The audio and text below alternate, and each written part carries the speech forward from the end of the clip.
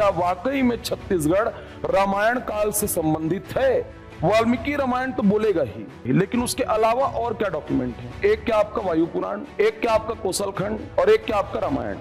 अब छत्तीसगढ़ के इतिहासकारों ने क्या किया, इन्होंने रचा महाकाव्य काल। अब महाकाव्य काल में रामायण काल ये रचा गया। तो भगवान राम का ननिहाल तो है छत्तीसगढ़, लेकिन भगवान श्री कृष्ण के छत्तीसगढ़ में आने का ऐसा कोई पुख्ता प्रमाण नहीं मिलता। सिर्फ एक जगह पर ही उनकी बात होगी, और वो कहां पे? आरंग में। ये उन लोगों के लिए है जो रामायण को क्या मानते हैं, काल्पनिक। कोई तो ऐसा है, कहीं तो कुछ ऐसा सिस्टम है।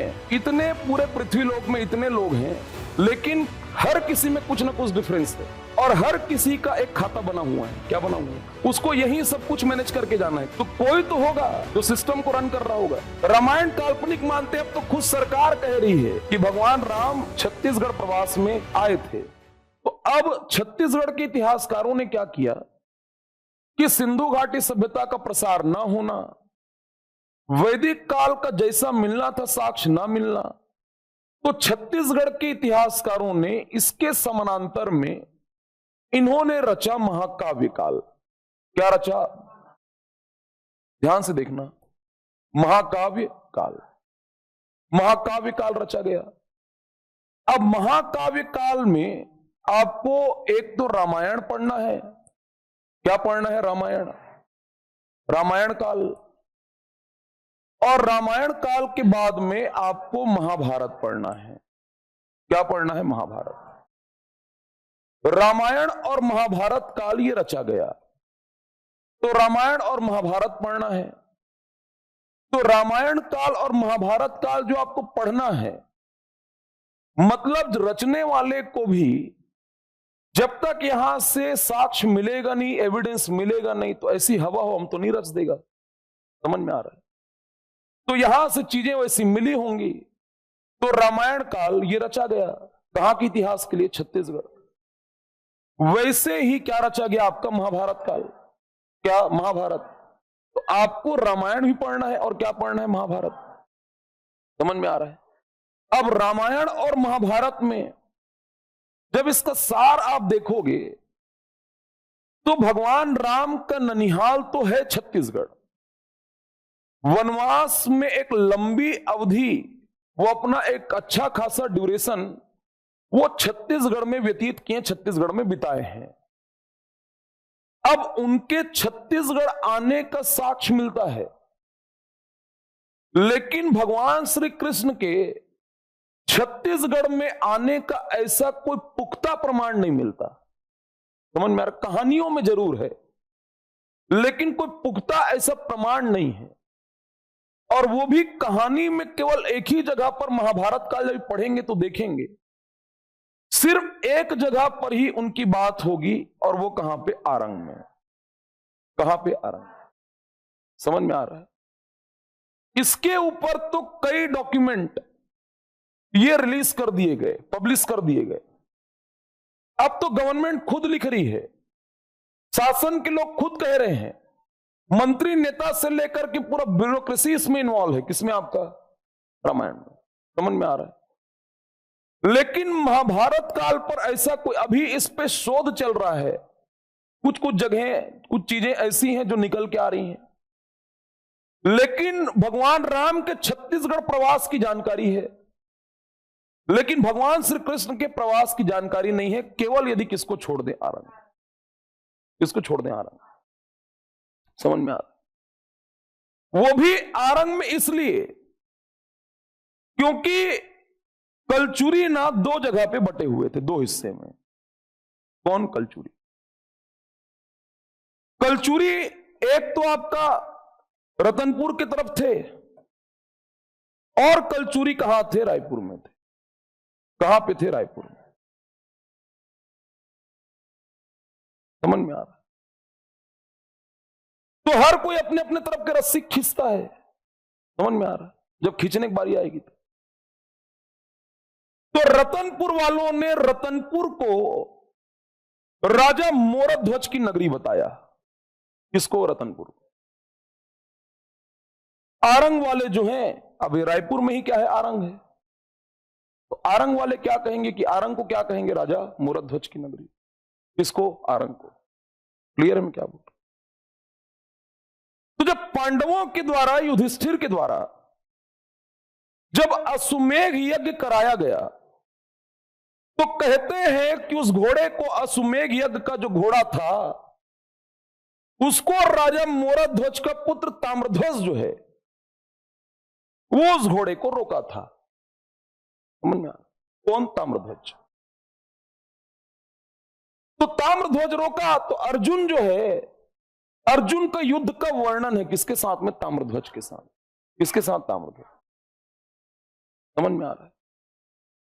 तो भगवान श्री कृष्ण से अर्जुन ने पूछा कि कैसे किसी के में इतना ताकत, इसकी में इतना ताकत कैसे कि ये हमारे द्वारा अश्वमेध यज्ञ का जो छोड़ा हुआ घोड़ा है उसको ये रोक दिया। तो कहे इसके में जो प्रबलता वो तो ठीक है, लेकिन ये पुत्र किसका है? राजा मोरध्वज का है। किसका है? राजा। समझ में आ रहा है? और राजा मोरध्वज ये काफी दानवीर था। क्या था? दानवीर। दानवीर था। कौन? आपका राजा मोरध्वज। तो जब कहानी सुनाए भगवान श्री कृष्ण किनको? अर्जुन को, तो कहते हैं कि दानवीरता का प्रमाण के बिना मैं नहीं मानूंगा कि वो दानवीर है। तो कहे ठीक। जाकर के कहते हैं साधु के वेशभूषा में केवल वही एक प्रमाण है जो उनका मिला है, बाकी और कहीं पे नहीं है। कहते हैं कि जाकर के राजा मोरध्वज से इसी जगह पर ना राजा मोरध्वज से कहा गया कि ये शेर दिख रहा है, इसको आहार में केवल और केवल आपका पुत्र चाहिए। कौन चाहिए? पुत्र। मतलब कौन चाहिए? ताम्रध्वज। समझ में आ रहा है? इसको भोजन में, आहार में केवल और केवल आपका पुत्र चाहिए, अपने पुत्र को दे दो। चूंकि मांगा गया, दान में मांगा गया, आहार के लिए मांगा गया, राजा मोरध्वज अपने पुत्र ताम्रध्वज को इसी जगह पर ना आरे से कटवाए थे। किससे कटवाए थे? आरे से। तो आरा से अंग का कटना, आरा से अंग, आरा से अंग का कटना, नाम क्या पड़ा? आरंग। नाम क्या पड़ा? आरंग। बाद में भले भगवान श्री कृष्ण उसको, ताम्रध्वज को वापस जीवित किए, सिर्फ ये देखकर केवल एक वो था, टेस्टिंग था अर्जुन को बताने के लिए कि वाकई में ये क्या है? दानवीर है। क्या है?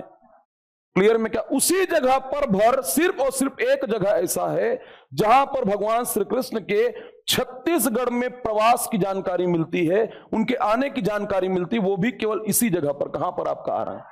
उसमें ये भी चीज जो है वो कहानियों में है। कहां पर है कहानी? कोई पुख्ता सबूत नहीं है ना। किसको लेकर के? आरंग को। किसको लेकर के? बाकी कई ऐसे प्रमाण हैं जो भगवान राम के प्रवास के, एक नहीं कई हैं। समझ में आ रहा है? चाहे वो चित्रकूट को लेकर के हो, सप्तऋषियों के आश्रम को लेकर के हो, रामगढ़ की पहाड़ी को लेकर के हो, चाहे वो राम झरना को लेकर, ऐसे कई जगह पर दिखेंगे जहां पर भगवान राम के प्रवास की जानकारी मिलेगी। कहां पर? आपका छत्तीसगढ़ में। कहां पे? क्लियर हो रहा है? अब उसी चीज को समझना है। एक हमें क्या समझना है? रामायण। तो रामायण कालीन स्थलों को पढ़ने के पहले, महाभारत कालीन स्थलों को पढ़ने के पहले, पहले रामायण काल की पृष्ठभूमि हमें तैयार करनी होगी। क्या वाकई में छत्तीसगढ़ रामायण काल से संबंधित है? क्या रामायण काल में जो चीजें बताई जा रही हैं, पहले उसका क्या उसका क्या बेस है, उसके सोर्स क्या है, वो सोर्स डॉक्यूमेंट क्या है जो बताएंगे कि वाकई में दक्षिण कोसल का एग्जिस्टेंस था, और दक्षिण कोसल किससे संबंधित था आपका? तो पहले उसको समझेंगे, उसके बाद ही क्या देखेंगे? रामायण कालीन स्थलों को। रामायण कालीन। क्लियर है मैं क्या बोल रहा हूं? आया ना? उसके लिए वो डॉक्यूमेंट नहीं कि डॉक्टर मन्नूलाल यदू ने लिख दिया, डॉक्टर हेमू यदू ने लिख दिया, वो किताब नहीं। वो किताब जो बहुत प्राचीन है, उसको पहले बेस बनाना पड़ेगा और रामायण से जोड़ना पड़ेगा। समझ में आ रहा है? अरे हाँ ना? फिर उसके बाद ही किसको पढ़ना पड़ेगा? रामायण कालीन स्थलों को। रामायण कालीन। यहां तक क्लियर हो रहा है? समझे? अब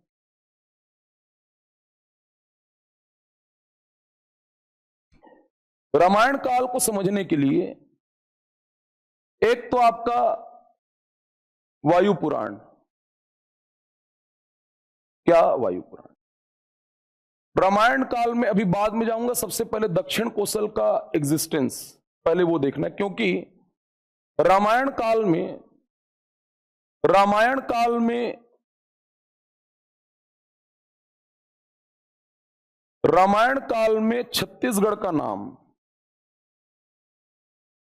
छत्तीसगढ़ का रामायण काल में नाम दक्षिण कोसल था। क्या था? दक्षिण कोसल। बस्तर दंडकारण्य कहलाया। क्या कहलाया? दंडकारण्य। क्या कहलाया? दंडकारण्य। सिरपुर का नाम कुशस्थली था। क्या था? कुशस्थली। कुशस्थली था। रामायण, भगवान राम वनवास में तो बाद में आएंगे, पहले तो जोड़ना पड़ेगा कि रामायण काल में छत्तीसगढ़ को जो दक्षिण कोसल बताया जा रहा है, क्या उस समय उन ग्रंथों के हिसाब से दक्षिण कोसल का एग्जिस्टेंस था या नहीं था? समझ में आ रहा है? इसके लिए क्या है, 3 सोर्स डॉक्यूमेंट हैं। अब देखो, वाल्मीकि रामायण तो बताएगा ही, वाल्मीकि रामायण तो बोलेगा ही कि दक्षिण कोसल, उत्तर कोसल, भगवान राम को तो कनेक्ट करेगा ही, लेकिन उसके अलावा और क्या डॉक्यूमेंट हैं? तो एक तो आपका रामायण, वाल्मीकि रामायण, ये तो है ही, ये उनके लिए है जो लोग रामायण को काल्पनिक मानते हैं। क्या मानते हैं? काल्पनिक। समझ में आ रहा है? कुछ लोग हैं ऐसे प्राणी जीव जो मानते हैं किसको? रामायण को। उनको बता रहा हूं मैं, और लिखने के दौरान भी इसको यूज करना है। समझ में आ रहा है? और एक डॉक्यूमेंट है कोसल खंड। क्या है? कोसल खंड। ये 3 सोर्स डॉक्यूमेंट है। एक क्या आपका वायु पुराण, एक क्या आपका कोसल खंड, और एक क्या आपका रामायण। 3 से पहले दक्षिण कोसल का एग्जिस्टेंस देखेंगे, रामायण से कनेक्ट करेंगे, रामायण काल से, उसके बाद ही हम क्या देखेंगे? रामायण कालीन स्थलों। समझ रहे हो बात? है ना? देखो, मेरा तो ऐसा मानना है कि कोई, हम या आप जैसे लोग, हम में से कोई यदि कुछ लिख दिया और लिख करके उसको कोई पढ़ दिया, अब पढ़ने के बाद वो ये मान रहा है कि ऐसा नहीं था। समझ में आ रहा है ना? भाई लिखा कौन? इंसान ही तो लिखा ना। लिखने वाले कौन हैं? इंसान है। मैं उस विचारधारा वाला व्यक्ति हूं जो कुछ चीजों में किसी प्रकार का कोई क्वेश्चन मार्क नहीं होना चाहिए। जो है वो है। समझ में आ रहा है? यदि सत्य है, यदि अच्छाई है, तो क्या है? बुराई भी है। और कोई तो ऐसा है, कहीं तो कुछ ऐसा सिस्टम है जो ऊपर बैठा हुआ है। कोई तो है कि इतने पूरे पृथ्वीलोक में इतने लोग हैं, लेकिन हर किसी में कुछ ना कुछ डिफरेंस है। समझ में आ रहा है? चाहे वो चेहरे को लेकर के हो, किसी भी चीज को लेकर के हो, और हर किसी का एक खाता बना हुआ है। क्या बना हुआ है? खाता। हर किसी का एक सिस्टम है ना, उसको यही सब कुछ मैनेज करके जाना है। कहां से? इसी जीवन में। तो कोई तो होगा जो सिस्टम को रन कर रहा होगा। अब उस सिस्टम पे होने वाले के एग्जिस्टेंस पे यदि कोई क्वेश्चन मार्क उठाए, तो वो, मैं उस विचारधारा वाले व्यक्ति ही नहीं हूं कि जो 4 किताब को पढ़ करके जो सिस्टम को ही रन कर रहा है, उसी के ऊपर क्या उठा दे? उंगली उठा दे। समझ में आ रहा है? अरे हाँ है ना? इसलिए कुछ चीजों को जीवन में मान के चलना चाहिए कि नहीं, कुछ चीजें हैं और कुछ चीजें, समझ रहे बात? उसमें से ये उन लोगों के लिए है जो रामायण को क्या मानते हैं? काल्पनिक। क्या मानते हैं? काल्पनिक। रामायण काल्पनिक मानते हैं। अब तो खुद सरकार कह रही है कि भगवान राम छत्तीसगढ़ प्रवास में थे, आए थे। रामायण ने कहा, लेकिन रामायण के अलावा कोसल खंड ग्रंथ है, और कोसल खंड ग्रंथ में यह कहता, देखो उसके बाद वायु पुराण में आएंगे, पहले दक्षिण कोसल का एग्जिस्टेंस देखिए। कोसल खंड यह कहता है कि विंध्याचल पर्वत, देखो कहां से कनेक्ट हो रहा है ना, क्योंकि वैदिक काल में बताया गया है, ऋग्वेद में कहा गया है, और ऋग्वेद के ब्राह्मण ग्रंथ कौशितकी में है। कौशितकी में विंध्याचल पर्वत का उल्लेख है। किसका उल्लेख है? विंध्या। अब उसी को पकड़े हैं लोग लिखने वाले कि विंध्याचल पर्वत जो है, विंध्याचल, उस विंध्याचल पर्वत, विंध्याचल पर्वत, विंध्याचल पर्वत का दक्षिणी भाग, सदर्न पार्ट ना, विंध्याचल पर्वत का दक्षिणी भाग, विंध्याचल पर्वत का दक्षिणी भाग जो था, उसमें एक नागपत्तन नामक राज्य था। कौन सा राज्य? नागपत्तन। नागपत्तन नामक एक राज्य था, एक स्टेट था, नागपत्तन नामक राज्य था। ऐसा मैं नहीं कह रहा हूं, जो भी कह रहा हूं वो ग्रंथ बता रहा है। समझ में आ रहा है? ये कौन बता रहा है? कोसल खंड। कोसल खंड कहता है कि विंध्याचल पर्वत के दक्षिण में नागपत्तन नामक राज्य था और उसी नागपत्तन का शासक था कोसल। कौन था? कोसल। शासक का नाम क्या था? कोसल। ये कौन बता रहा है? कोसल खंड। कोसल खंड कहता है कि विंध्याचल पर्वत के दक्षिण में नागपत्तन नामक राज्य था और नागपत्तन का राजा कौन था? आपका कोसल। इसी कोसल ने अपने नाम पर, राजा कोसल ने अपने नाम पर नागपत्तन का नाम बदल करके कोसल रख दिया। क्या रख दिया? कोसल। क्या रख दिया? कोसल। किसने रखा? कोसल ने। राजा कोसल ने नागपत्तन का नाम बदल करके क्या रखा? कोसल। क्या रखा? कोसल। अब ये कोसल राज्य का राजा, इसी राजा कोसल, इस राज्य कोसल का राजा कोसल है और कोसल के वंशावली में, इसी कोसल राज्य का, कोसल के वंशावली में आगे चल करके शासक होगा जिसका नाम भानुमंत है। कौन है? कौन है? और भानुमंत की पुत्री कौशल्या है। पुत्री कौन है?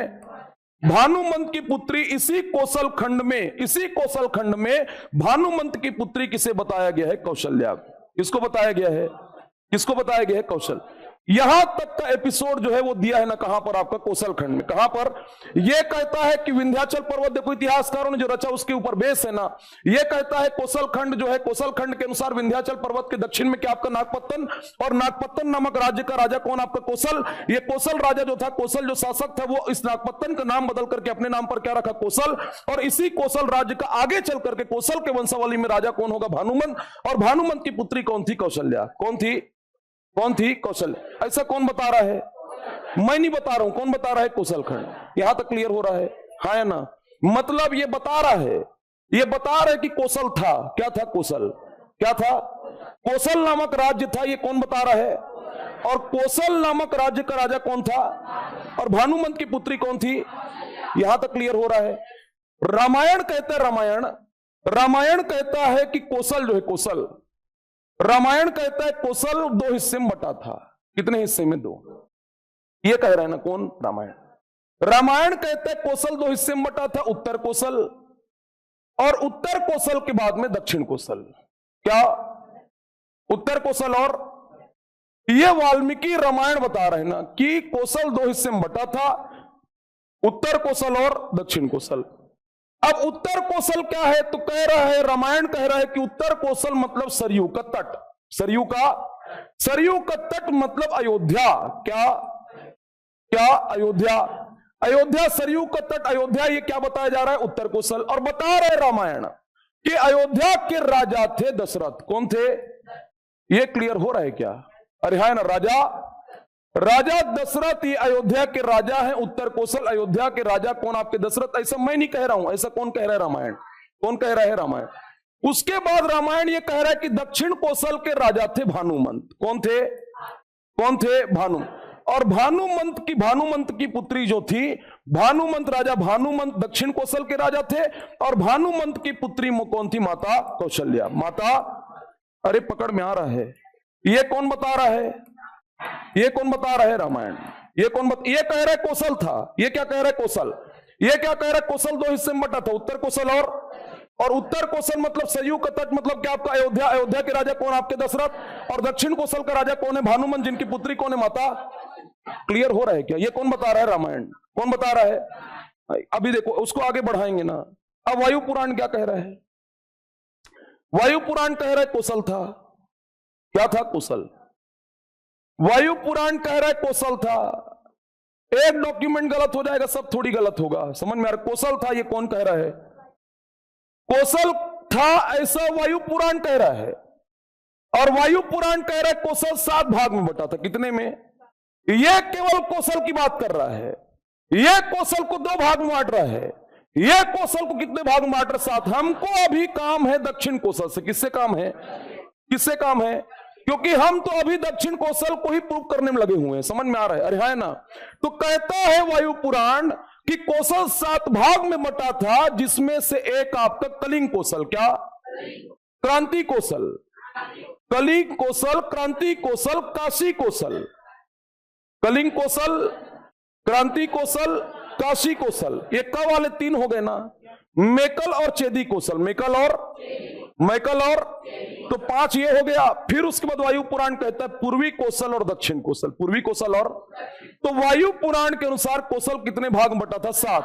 कितने भाग में? एक मैं बोला आपका काशी, कलिंग, काशी, क्रांति, कलिंग, काशी, क्रांति, मैकल और चेदी, मैकल और, मैकल और, मैकल चेदी के बाद में पूर्वी कौशल और दक्षिण कौशल, पूर्वी कौशल और, पूर्वी कौशल और, ये भी कह रहा दक्षिण कौशल था, ये कह रहा है कौशल था, ये कह रहा है कौशल के, ये कह रहा है कौशल था, दक्षिण कौशल था, कौशल था 7 भाग में बटा था, ये कह रहा है कौशल था।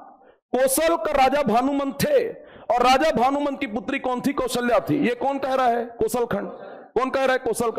रामायण कह रहा है कि कौशल 2 भाग में बटा था। कितने भाग में? 2 भाग, और 2 भाग में बटा था। ऐसा कह रहा है उत्तर कौशल, दक्षिण कौशल। उत्तर कौशल के राजा कौन थे? दशरथ। और दक्षिण कौशल के राजा कौन थे? और भानुमंत की पुत्री कौन थी? अब माता कौशल्या का विवाह होगा राजा दशरथ से। किससे होगा? राजा दशरथ। राजा दशरथ से विवाह होगा। माता कौशल्या का विवाह ये किससे होगा? राजा दशरथ। राजा, अब राजा दशरथ से विवाह होगा किनका? माता कौशल्या। तो राजा दशरथ से माता कौशल्या का विवाह हुआ तो पुत्र हुए श्री राम। कौन हुए? अरे पकड़ में आ रहा, पुत्र कौन हुए? श्री राम। पुत्र हुए श्री राम। और भगवान राम का विवाह जो है वो माता सीता से होगा। अरे होगा ना। अब श्री राम का विवाह माता सीता से हुआ तो पुत्र हुए लव और कौन? कुश। लौर, पकड़ में। ऐसा कौन बता रहा है? रामायण बता रहा है। कौन बता रहा है? रामायण। कौन बता रहा है? अब चूंकि राजा भानुमंत का कोई पुत्र ही नहीं था, केवल पुत्री थी। कौन? माता कौशल्या। माता कौशल्या। इसीलिए राजा भानुमंत के बाद दक्षिण कौशल किनके हाथ में आया? किनके पास आया? तो राजा भानुमंत के बाद दक्षिण कौशल के भी शासक कौन हुए? राजा। और राजा दशरथ के बाद ये जो दक्षिण कौशल है वो किनके पास आया? भगवान राम के पास। अरे समझ में आ रहा है। लेकिन उनके 2 पुत्र हैं, लव और, तो जब उनके बीच में हिस्सा बंटवारा होगा तो लव को मिलता है उत्तर कौशल। क्या मिलता है? उत्तर कौशल। और कुश को मिलेगा दक्षिण कौशल। क्या मिलेगा? क्या मिलेगा? तो भगवान राम के बाद दक्षिण कौशल के राजा कौन हुए? कौन हुए? कुश। सत्ता का हस्तांतरण कैसे हो रहा है? समझ में आ रहा है। भानुमंत के बाद कौन? राजा दशरथ। फिर उसके बाद में श्री राम। उसके बाद कौन है? तो दक्षिण कौशल के राजा कौन हुए? और दक्षिण कौशल की राजधानी कुश के द्वारा बनाई गई कुश स्थली। क्या बनाई गई? कुश स्थली, मतलब वर्तमान का सिरपुर। वर्तमान का क्लियर हो रहा है क्या? हाँ। अब देखो इसमें यहां पर यह दिख रहा है कि भगवान राम की माता कौन है और उनके पिता कौन है? तो भगवान राम के नाना कौन है? कौन है? इसीलिए छत्तीसगढ़ जो दक्षिण कौशल, चूंकि उनके नाना भानुमंत कहां से थे? दक्षिण कौशल। इसीलिए भगवान राम का ननिहाल क्या है? छत्तीसगढ़ है। समझ में आ रहा है। और ननिहाल है मतलब भगवान राम यहां के भांचा है। क्या है? अरे समझ में आ रहा है। कहां के? दक्षिण कौशल। कहां के? क्लियर हो रहा है। तो ये कह रहा है कौशल था, ये तो बताएगा ही कि कौशल है, लेकिन यह भी बता रहा है क्या था? कौशल था। उसके अलावा यह भी बता रहा है कौशल था। कौन बता रहा है? वायु पुराण। तो सबसे पहला मुद्दा तो यदि रामायण में बताया गया कि दक्षिण कौशल था, यदि दक्षिण कौशल का उल्लेख है रामायण में, तो क्या वाकई में दक्षिण कौशल का एग्जिस्टेंस था और दक्षिण कौशल ही छत्तीसगढ़ था? तो छत्तीसगढ़ दक्षिण कौशल ही छत्तीसगढ़ था। यदि उसके लिए देखना है तो पहले वायु पुराण को पहले झांकना पड़ेगा, उसमें देखना पड़ेगा कौशल था। तो कौशल ये भी बता रहा है कितने भाग में बटा था। तो ये तो उत्तर कौशल का उल्लेख नहीं किया, लेकिन दक्षिण कौशल का किया है। हमको काम किससे है? तो ये ध्यान रखना ऑब्जेक्टिव लगाने के दौरान कि दक्षिण कौशल का उल्लेख किस पुराण में, तो लगा देना। क्या आपका क्या लगाओगे? यहां तक क्लियर हो रहा है। तो अभी भगवान राम का ननिहाल बता दिए किसको? छत्तीसगढ़। भांचा कहलाएंगे कहां के? छत्तीसगढ़। अब उसके बाद में उनका वनवास होगा। क्या होगा? वनवास होगा। तो वो आएंगे कहां? आएंगे छत्तीसगढ़। कहां आएंगे? 14 वर्ष के वनवास में 10 साल बिताएंगे। कितना साल बिताएंगे? 10 साल। कहां रहेंगे? छत्तीसगढ़। कहां रहे? ऐसा तुमको क्या लग रहा है? मैं कह रहा हूं अपने हिसाब से। अरे ऐसा समझ में आ रहा है, ऐसा लिखा हुआ है। कितने साल? 10 साल। कितने साल? क्लियर हो रहा है?